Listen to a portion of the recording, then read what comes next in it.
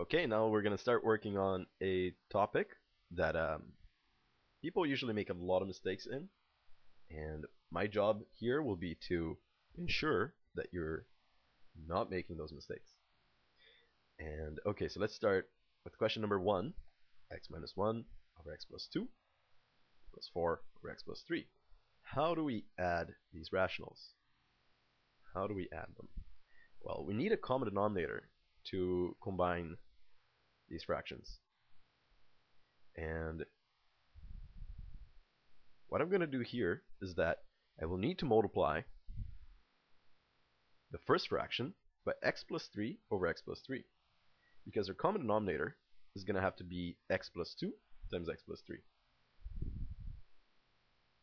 So actually, let me put this in a different color here so I have x plus 3 over x plus 3. Great. And of course, I'm also going to have to multiply this fraction by something, and that something will be x plus 2 over x plus 2. That way, of course, we have the same thing in the denominator for both of them. And now we can combine them. So now I'm just going to draw a big line here.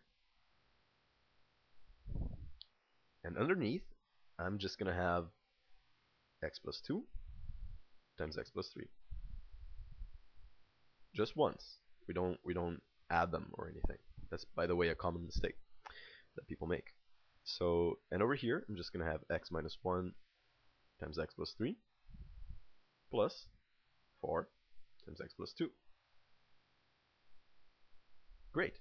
Now I'm just going to expand things and simplify as much as I can, just to make things look nice. So x times x, x squared. I'm just going to FOIL this. X times 3, 3x. Negative 1 times x, negative x. Negative 1 times 3, negative 3. Now I can distribute 4 as well. So get a 4x plus 8. Because 4 times x is 4x, and 4 times 2, 8. All over. Now, I won't really actually expand this. I'm just going to leave it like that. It will look cleaner that way. Okay, but over here, I will combine this as much as I can to simplify things. So x squared has no common term that I can add here, so I'll just leave it, x squared. 3x minus x is 2x. 2x plus 4x, 6x. And negative 3 plus 8, just plus 5. All over.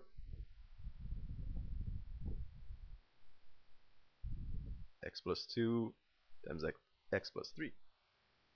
Great. In this particular case, we can actually factor the top also. So I'm going to do that. But that's not always going to work out. I don't think it will for question number 2. So we're looking for two numbers that multiply to 5 and add up to 6. Those numbers will be 5 and 1. Down at the bottom here, just still have the x plus 2 times x plus 3. So that's as far as we can go, really. So I'm going to leave it like that. And let's work on question number 2. So I'm going to have to do the same thing. Get a common denominator between x plus 3 and x minus 1. And the common denominator will be just x plus 3 times x minus 1. So let me just... Oh wow, that was a terrible line. It's better. So x plus 3, and then we're subtracting x plus 3 all over x minus 1. Okay, so why did I give myself so much room here? Well, because I want to multiply the first fraction by x minus 1 over x minus 1. Of course, we need to multiply top and bottom, otherwise we're going to mess things up. And over on the right side here, on this fraction, we're going to multiply it by x plus 3 over x plus 3. That way, both denominators are the same, and we have a common denominator. And why is that useful at all? Because now we can just combine everything into the same fraction. So the bottom will be, once again, just the common denominator, x plus 3 times x minus 1. And the top will be 2x times x minus 1 minus x plus 3 times x plus 3. Great, now let's simplify. Expand and simplify. So I can distribute the 2x times x, 2x squared, 2x times negative 1, negative 2x.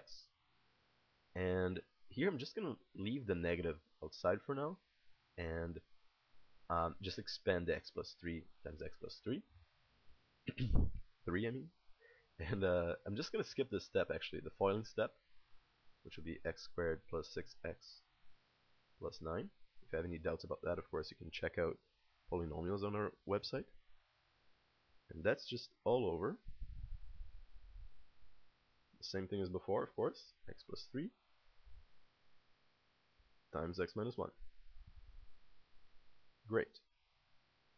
Now I will distribute the negative, and there's a hidden 1 here, into the trinomial. So over here we get just 2x squared minus 2x. Now we get negative x squared minus 6x minus 9.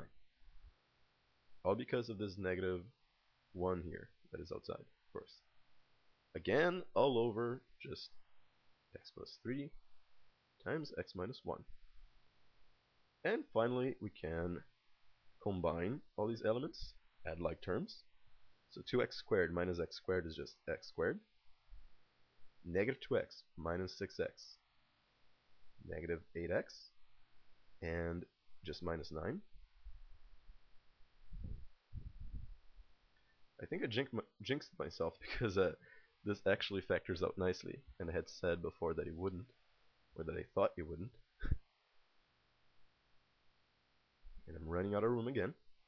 So this is what we have so far. At this point, you're basically done, but because that actually turns out to simplify nicely, I will do so.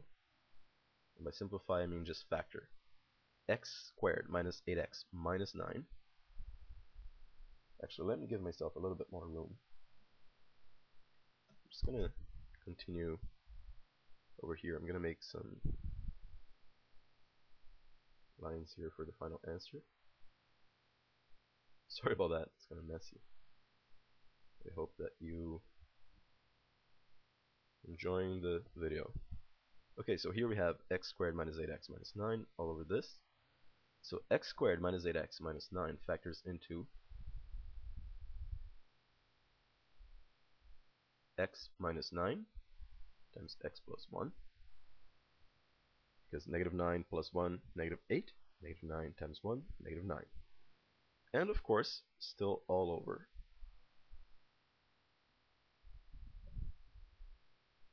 x plus 3 times x minus 1.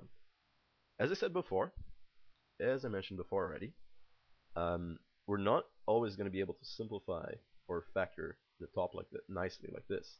This was just a bit of a coincidence. But if we're able to factor it, great, we can do that. But right now we're done, and these are our final answers. That's it.